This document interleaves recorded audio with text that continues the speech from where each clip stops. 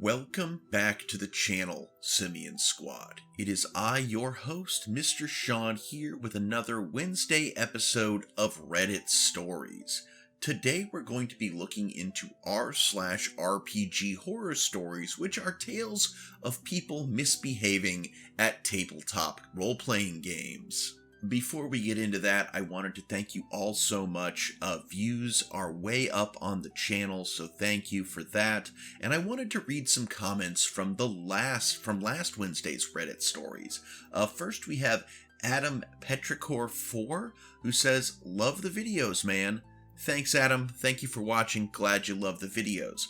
We also have a comment from SuperShid464, which is, "It's good that 90% of Reddit stories are things that never happened or were greatly exaggerated for fake internet points." And to that I say, I would like to give you the words of Leonard Nimoy from my beloved series The Simpsons with his guest appearance, which is, "The following is true, and by true, I mean false. It's all lies, but they're entertaining lies.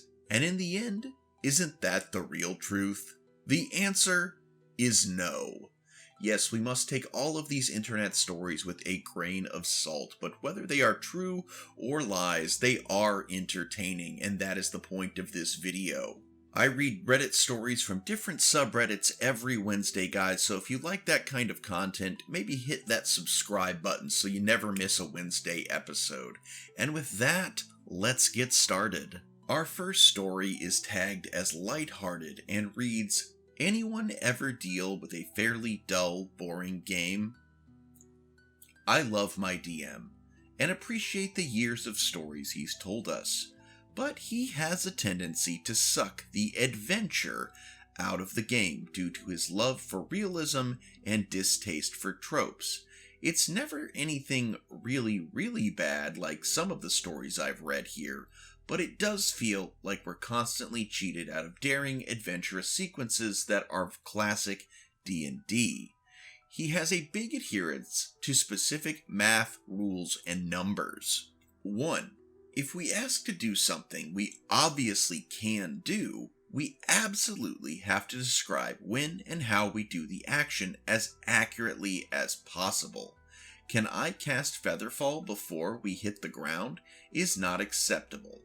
We have to describe exactly how close to the ground we attempt to cast it and calculate the exact timing. After finishing a dungeon, we have to manually walk out, one room at a time. No time skips or flash forwards. Everything has to be precise. Because of this, pacing is always a big problem in our games. 2. If the wording in a spell or ability has even a hint of vagueness, we always have to check 3 sources to make sure what we want to do is legal. One player used a level 9 spell to create a gravity orb that pulls enemies and loose objects towards it, and we had to spend 15 minutes researching if its effects loose objects through walls, when in reality it would have been best for the DM to just make a call and move the game along. The loose objects were not even important either. Alright guys, I'm going to chime in here for a second. As a DM myself, I definitely think while, it is important to adhere to some level of rules, it's not worth it at the sake of fun for the players, okay? If it's a simple action, they can just go, yeah, I want to do this. Okay, cool. Make this roll. That's fine. Or just go ahead and do this and this happens. It's if it's not an intricate, important part of the overall narrative, why waste time on it? And again, things with like this gravity orb, there's no reason to spend 15 minutes researching something just for a little bit of something, especially when that something isn't overall important to what's happening. Don't break the flow of your game if at all possible. It just sucks the fun right out of it. Okay, back to the story. And he really doesn't like classic tropes. One time we did a sneaky heist mission, but someone failed a roll and a guard sounded the alarm. Now, in classic action movie fashion, this would trigger a chase sequence where the party has to hastily escape from the heist before the security guards all bear down on our position as we run for our lives. But because that sort of thing only happens in movies, we instead usually just walk out of the enemy base. No opposition, no chase sequence, just some magical security doors that close on us that can simply be opened with a single Arcana check. He did a good job at avoiding a tired trope, but instead left us with a scenario filled with zero excitement. 2. Almost no puzzles. They're too gamey. What idiot would create a locked door that can only be opened via a riddle, right? Entirely unrealistic. So most dungeons tend to be straight hallways and the occasional monster in an empty room. But in my opinion, this is a game, and gamey stuff like riddles and puzzles are kind of the fun part of the genre. 3. Building up villains for months or years without a satisfying final confrontation. Sometimes we meet a bad guy, and there's a build-up for months/years, and it feels like it's all culminating towards a final epic showdown. But because my DM tends to dislike predictable tropes, that final encounter never happens. We can spend 3 to 5 sessions climbing the evil wizard's tower, and when we finally reach the wizard, we will just end up standing in a room with him, talk to him with no rolls for 30 minutes, and then he surrenders or teleports away, not even summoning a powerful minion to provide as a distraction for his getaway. And in my opinion, ending a years-long story like that without a satisfying release of all the tension that has built up, it just feels like a huge anticlimax. In cases where the bad guy escapes and leaves us, we have been told we could have stopped him if we had a specific 9th level spell, even though our whole party are marshals and half-casters, making me feel like he's not even designing the plot around our capabilities. Not to mention, we all have cool level 20 abilities we would like to try out, but we never do because the biggest threats in the game that could challenge us just want to surrender without a fight. I'm going to weigh in here again, guys, and it's, if you're not building the story as a DM, I mean, again, you can definitely do modules, and in which case, you have to kind of follow the story, but it sounds like this is homebrew, which is what I do as well. And if you're making homebrew and you're not tailoring the story and the game to things that, while potentially challenging to your party, it does need to be built more or less around their skill set. Otherwise, who are you writing this for? If it's all for the sake of the story you want to tell, write a book. It doesn't have to be a D&D campaign, but if you're going to run a campaign, you have to tailor it to your players. If you're doing a heist mission and you fail and the guards are alerted, there should definitely be a level of risk as you make your escape. I also don't do a ton of puzzles in my game, but to be fair, that's because I kind of suck at making puzzles and traps and all that. Fortunately, there are now tools like ChatGPT where I was able to help, with the help of it, I was able to design a couple of series of puzzles that ended up taking my party an entire session before, well, not the entire session, but it led up to a boss fight in a dungeon they're in our last session, and they really enjoyed it, and I'm glad that there are these tools that I can utilize out there, because yeah, I'm not great at coming up with puzzles, but fortunately there are ways around that. And yeah, it's D&D, there are gonna be doors with puzzles in them.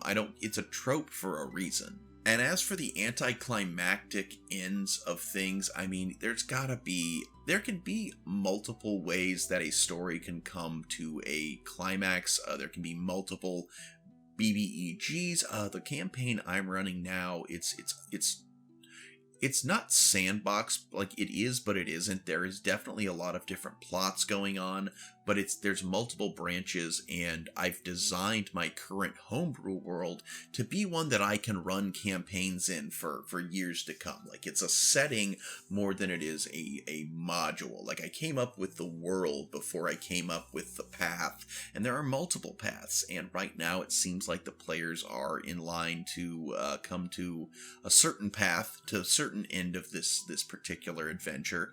But the BBEG they will face could have been one of many. They've actually met a couple of them without realizing it, but they don't necessarily pursue those threads of the story, so those truths aren't uncovered. But again, it's because I have created this world that I can kind of go anywhere the players want with it, and that's important for a DM. And I don't really know who this guy. I mean, this is lighthearted. I'm being rather harsh, but I feel like this particular DM is just sucking the fun right out of this campaign. Okay, back to the story. All of this comes from a well-meaning place, to want to make sure the game is as original as possible. But in the end, every session feels like it is crescendoing towards a hugely memorable session, only to peter out with a huge loss of momentum. I've stuck around for so long because the players sometimes are able to create scenarios that are a lot more exciting than the DM scenarios, leading to exciting, memorable sessions here and there. But recently, the players who are usually in charge of steering the sessions towards excitement have left our game, and now there's not much joy left. I think maybe the DM would prefer a different system that's focused more around narrative and less around gamey stuff. So I think I'm going to take the old advice of no D&D is better than bad D&D and call it quits after my final game. Can anyone else relate to having a boring game?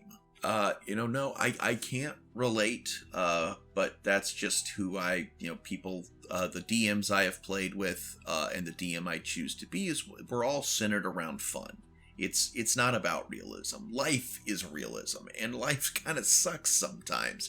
You shouldn't have to have life suck in fantasy life. You should be able. It's a power fantasy. It's a narrative fantasy. It's the idea that you are living a fictional character's life in a way that you find enjoyable and entertaining. And I think ultimately that is what your DM is not understanding. Tropes don't become tropes because they're lazy. Tropes become tropes because, at least originally, they are good. And when used correctly, they can still be good. Sure, we know that the guy that, betrayed us in the past, but now he's reformed, is going to betray us again as soon as he gets a chance. We know it's coming, but we're here for it, and we love it. And whether it's D&D, movies, video games, what have you, you know what? Just have fun with it. Leave realism to the crappy real life. Our second story today is also tagged as lighthearted, which I do love a good lighthearted story. Some of these deal with really serious and controversial topics, so I do enjoy a good lighthearted story every once in a while, and twice in a while is good too. So this one is called My Best Player Had the Worst Character Backstory. Let's dive in. To be clear, this isn't a horror story wherein someone did something nasty, terrible, or mean-spirited. This is a horror story in the sense of being a GM wherein one of my best players failed spectacularly by providing a character backstory I could do nothing with. This was early in my DMing career, so there is a lot I would have done differently now that I'm more experienced. Campaign background. So I had a failed D&D campaign with these same players. We tried to do a classic high fantasy RPG, but none of us were feeling it, and we stopped playing after 2 sessions. I had just bought D&D 4e Dark Sun, so I said, hey, I'm really excited to try out this setting. What do you think if we ditched the Tolkien fantasy and went a bit post-apocalyptic desert? I must have sold it well because all of my players were like, let's go. The player. Funny enough, this player had played Dark Sun before in the form of one of the classic video games, so he actually ported his character from the video game into the campaign. He was playing an ex-Templar who escaped Draj's gladiatorial pit. We had already agreed to start in Balak, which is on the opposite side of the map. Draj is all the way to the north map edge, and Balak is literally directly south on the map edge. I asked the player a few things about his background. Oh, his parents were killed? Who killed them? Oh, your Templar teacher/mentor? Awesome. I have a potential character who will be hunting down his NPC. Oh, what do you mean you already killed him? If it wasn't clear, The player was giving me a backstory with all the hooks resolved for a level 1 character. I tried to ask for additional plot hooks, but every response was essentially no. Do you have any surviving family? No. Do you have any enemies? No. Do you have any character history I can bring in so that you feel a part of the world? No. What I'd do differently? Probably have a Templar from Draj hunting him down as an escaped slave/gladiator, but also have at least one family member alive and possibly in a position as a raider or something. Even though the player's character thinks these are hard truths, that doesn't mean he knows the whole truth. I mean, ultimately, if they don't have a super interesting backstory, I mean, you are starting out at level 1, so his backstory would be kind of banal. Kind of interesting that he killed his mentor as a level 1, so apparently the mentor was either also level 1 or no level at all. But again, sometimes people can just show up and be like, my character is along for the ride. And that sounds like this guy really doesn't want to drive his own story. He wants to be a part of the story of others. At least that's my take on it. And I don't think that's necessarily a bad thing. I mean, if he wants to explore a plot hook later on, that's fine. Like, the first time I ever played D&D, I played 3.5. I had no idea what I was doing, and I played a dwarf fighter. And it started out as, I am a dwarf, I drink whiskey and do dwarf things, and that was it. And later on, as it went on, I developed a story for this guy, a backstory, all these things that fit together, and the DM helped me weave them into the narrative, but I didn't start out that way. And so, again, you start where you start, and you can build on that, but it doesn't have to be perfect right out of the bat. So ultimately, I don't think that this character, he's kind of a blank-ish slate, and that's fine. I don't really see a problem with that. Alright guys, we got 2 stories left. I hope you're enjoying it so far. How do you feel about my takes on these stories? How do you feel about my commentary? Am I getting it right? Do you agree with me? Do you think I'm way off? Let me know in the comics as we get into our 3rd story, which is called Sometimes the Dice Rolls Should Be Real, actually. This one is just tagged as medium length, so we'll see where it goes. I've actually not read these before. I went exclusively by the titles. My university does a weekly D&D game, so I like to go and either play or sometimes help DM. Each week, the DMs run a one-shot, either homebrew or from a module. On this particular day, I decided to play with one of the more experienced DMs at the club. Suffice to say, this is the single most uncomfortable game I have ever played in so far. The first red flag from this one-shot was the fact that the villain we had to interact with the entire time was a succubus, which was incredibly uncomfortable given that none of us had given the okay for sexual themes before the game started, and made worse by the fact that we really didn't know each other at all. Despite these troubles, the game still wasn't that bad until we got to the final fight, about an hour and a half into the game. It's worth noting that before the game started, I offered the DM my DM screen, and they said they didn't want to use it. We were level 7. 1. Boss had permanent immunity to non-magical bludgeoning, piercing, and slashing, so the only ones of us that could really do anything at all were me, a sorcerer, and the warlock, because everyone else at the table was playing a martial. This was also the only combat of the session, so the barbarian and fighter pretty much did nothing the whole game. 2. This creature somehow had the ability to take 3 to 4 actions on its turn. This is not counting the legendary action it took off its turn, but it would make like 6 attacks and cast a spell each turn. 3. For those of you familiar with this stat block, it has a charm attack. The DM used this against us frequently, but ignored the part that requires a saving throw. If it can hit your armor class, it can charm you. It never rolled below a 25 or anything, ever, throughout the entirety of combat. At one point, I had it make a save for banishment, and the DM rolled the die right in front of me. I saw it was an 8. They saw that I saw it was an 8, then looked me in the eye and asked, "Does a 29 succeed?" Most of my spells were saving throws, so really only the warlock could do meaningful damage. In retrospect, I have no idea how we ended up winning this. 5. Over the course of combat, we dealt a combined 632 damage to it before it died. When asking if it was injured, the DM would only say, "It's not happy about that." The Warlock ended up doing enough damage through multiple crit smites. We basically just passed turns until the Warlock crit, and then they would do an Eldritch Smite. As a side note, the sheer damage from these is why I will never use crunchy crit rules. 6. Towards the end of combat, I got hit with a singular attack that reduced my max HP down to 5. A hit from a level 1 character would have instantly killed me. 7. They would not let me cast Counterspell or Dispel magic in response to the spell Dominate Person for literally no reason. They just said, "No, you don't." I think we were only able to win because tactically it was all over the place, so we could heal up whoever it hit on its previous turn, and then it would ignore them and go for someone else. Suffice to say, I'm going to be playing with the other DMs moving forward. Okay, there is a lot to unpack in this one.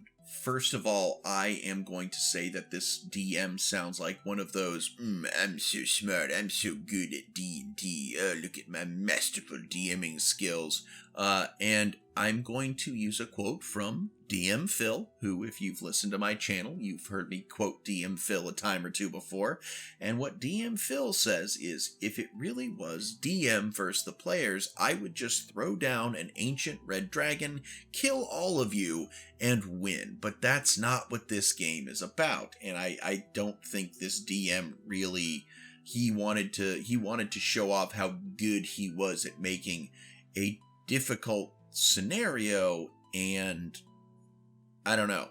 It just feels like he kind of missed the point.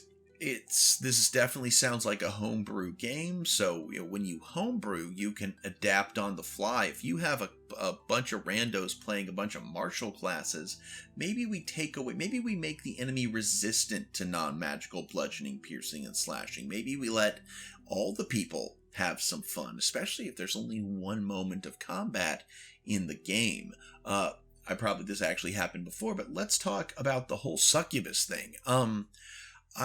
I've told this story on the channel before, way back in the early days of my channel, so like 3 years ago, but a coworker invited me to his place to join his D&D game, and I went one time along with some other coworkers, and we were all kind of disgusted by how overtly sexual these people were playing this game, especially now they had people that they had literally never met before playing with them. I mean, one of the characters was playing a shaman whose weapon was an enchanted sex toy, kind of stuff.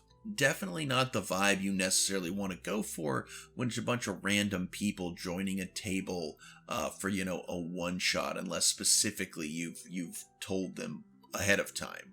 Also, considering that it was, an hour and a half, I think they said that this took to get to the one final. It was an hour and a half into the game before they hit combat, and they had to interact with the succubus the entire game. So I get the sense this was super uncomfy. Also, when you're all playing a bunch of random level 7 characters, maybe you don't make your only enemy like this super beefy, it can take 3 to 4 actions on its turn. It can make 6 attacks and cast a spell. That's a bit OP for level 7 players. Again, I assume the point of D&D Club is to just have fun, and it sounds like maybe this guy was having fun, but his players certainly weren't.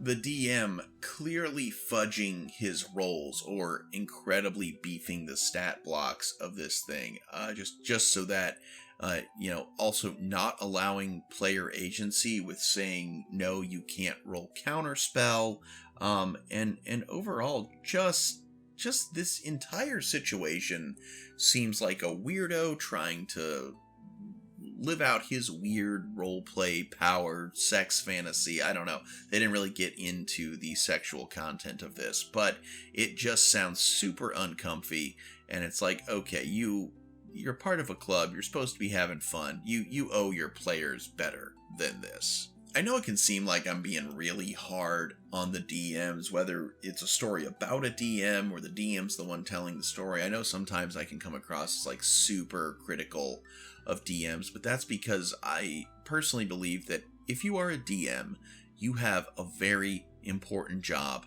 at the table, and that is like you ultimately, well, yes, people need to be involved and engaged in the game. Your job is ultimately to make sure that everybody, including yourself, has fun. As you know, you are the game master. You are the dungeon master. You are creating a world in which you and your friends can spend a few hours in and enjoy. And if you are failing at that, then the whole thing is just a wash. Like, it's not all about you, but ultimately it is up to you. So I tend to be fairly critical against bad DMs.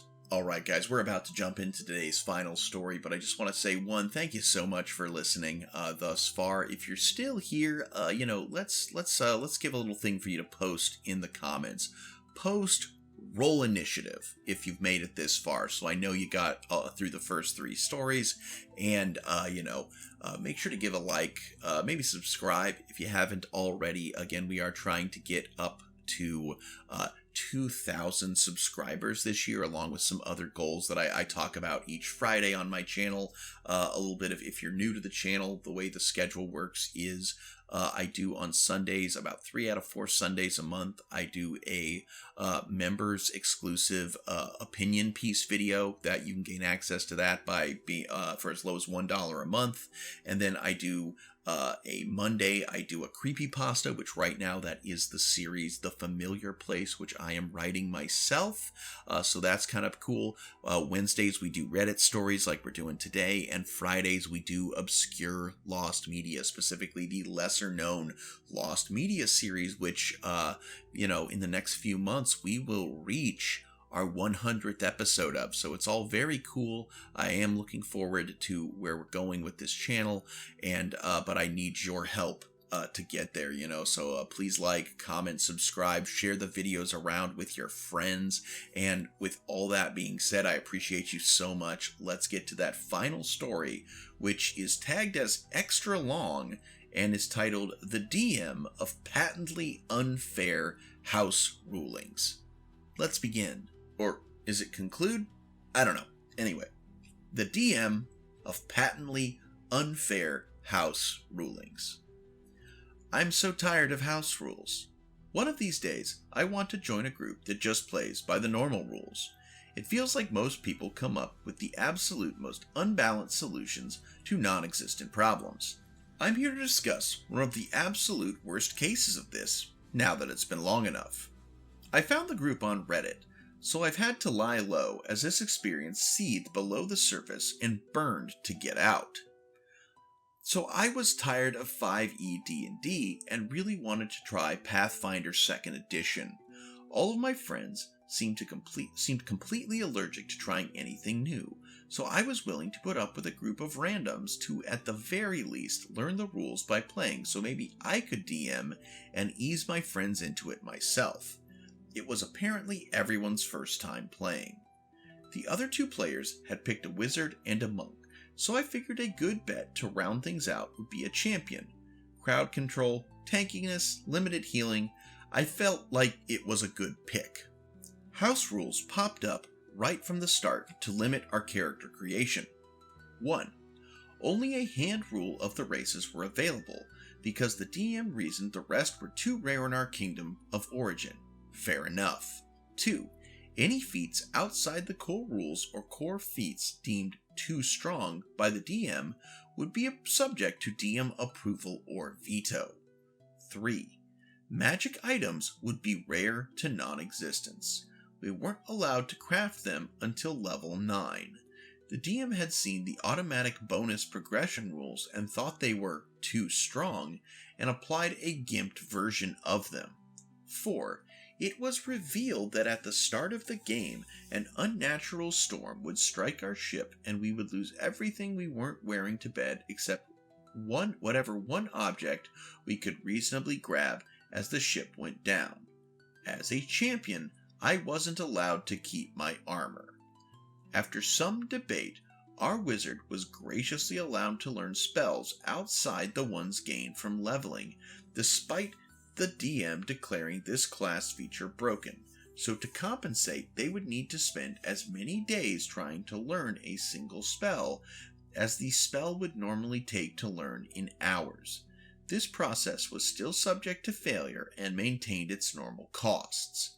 Did I mention our purported mission was also time sensitive and required us to constantly move across the breadth of 2 continents? We start the campaign, and once more it's made clear we have nothing more than we could carry. A spellbook, a weapon, what have you. That and our war chest, a chest filled with gold to fund our expedition, given to us by our king that washed up to shore with us. We started to discuss how to spend it, and I mentioned we could probably hire a ship and move quickly across the coast, skipping the desert. The DM gets upset and declares that all boats are locked in port because lately magical storms blow ships apart the second they try to go too far out to sea. Fine.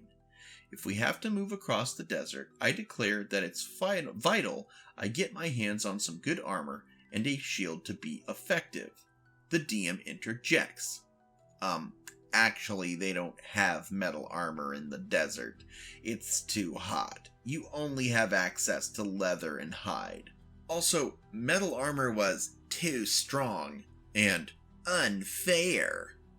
Okay, well, I was familiar with the dark sun setting and brought up the option of chitin armor as a potential desert-friendly solution.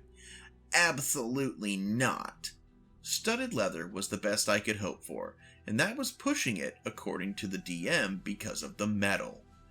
Well, that majorly sucks, I guessed. Could I at least get a metal shield? Absolutely not. No metal at all. Not even weapons. I was begrudgingly allowed to keep my sword though, since I technically chose it as my one saved item. If I hadn't, I wouldn't be able to get any. The people of the desert didn't use metal at all for anything. It was too hot.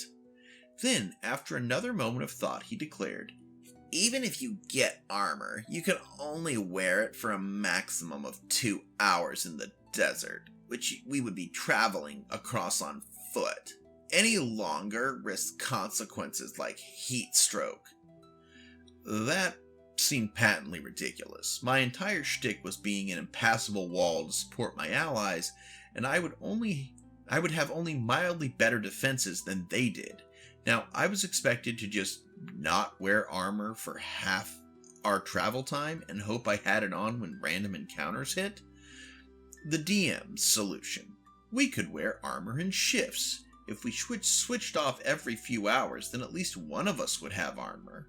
Our party was a champion, a monk, and a wizard, I will remind you. Guess which of us actually wears armor? The DM patted himself on the back for his clever solution anyway. I was starting to get annoyed. The game was balanced around me having armor, all of us having access to magical items or the automatic progression rules, and at every turn the DM was declaring class features as too broken and coming up with cut-off solutions to these problems. Before we could get to town, he had a bunch of goblins rob us of our war chest, dragging it off. We pursued and nearly killed them all until the DM sicked a griffin on us out of nowhere to cover the goblins' escape. We barely survived, and when we tried to pursue the goblins, DM told us in no uncertain terms that the trail went cold after 2 days and could not be picked up because we failed a survival check and none of us were proficient. We asked what we were expected to do now, but the DM just shrugged and acted like we were idiots for letting this happen. We went to town to try and work for coins so we could literally afford to eat and get gear. The very next session, we all wiped in combat when negotiations with our employer soured. The DM and the 2 other players, all of whom apparently knew each other, declared that Pathfinder 2e was stupid and unbalanced, and then voted to move back to 5e because it was more balanced. My input did not matter. I was outvoted.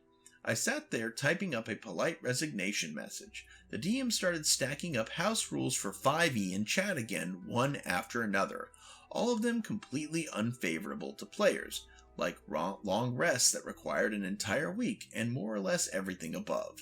I decided I was done. I should have decided I was done on session 1. I came here to learn to play Pathfinder 2e, not wallow in 5e and garbage house rules. I just do not understand this type of DM. I'm so sick of grouping up with people who have no concept of how game balance works and decide to, based on feelings, what is and isn't balanced on the fly. I have yet to encounter a set of house rules that haven't made me cringe in some way, but maybe that's just my bad luck. I'll be honest, again, I'm going to come across as really harsh against the DM, but I completely agree with the OP of this story. I mean, I can't think of any specific house rules that I use. I mean, I know I've used some on occasion, but they've always been for the benefit of the players and the story, to make things run a little more smoothly, or to make something that I view as, this is a little bit more convoluted or tricky or difficult than it needs to be, and it would be much more fun for the people. And we discuss the house rules before I implement them. I don't just say, hey, this is my new rule, you got to deal with it.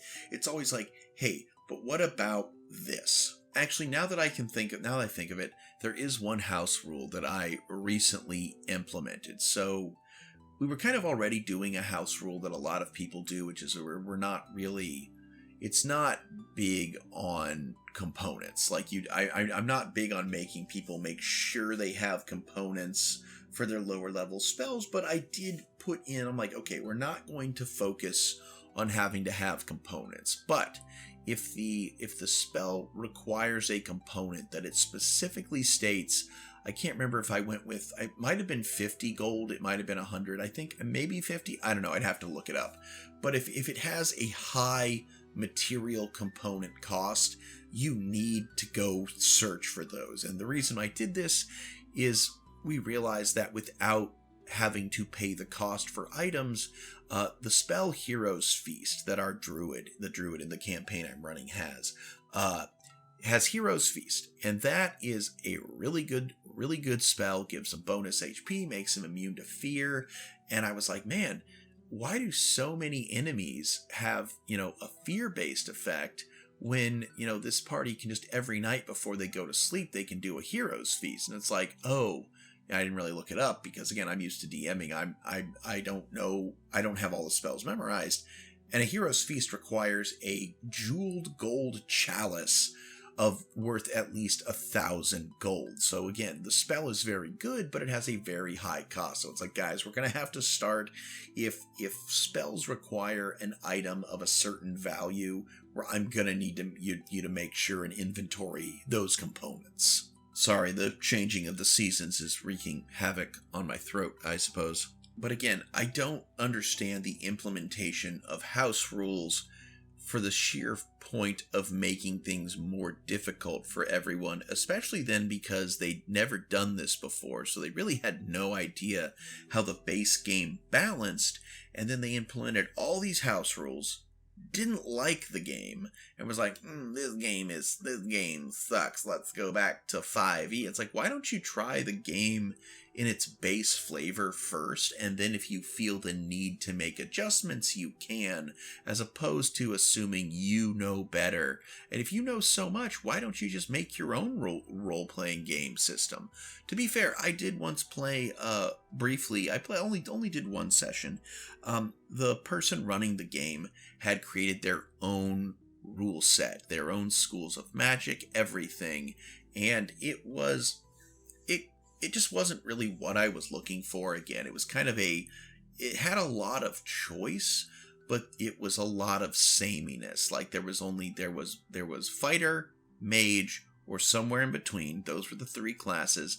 And while they had an infinite level of schools of magic, it was like, oh, here's the water attack that does a d6. Here's the water attack that does a d8. And it's like, it felt more like Pokemon than it did D&D.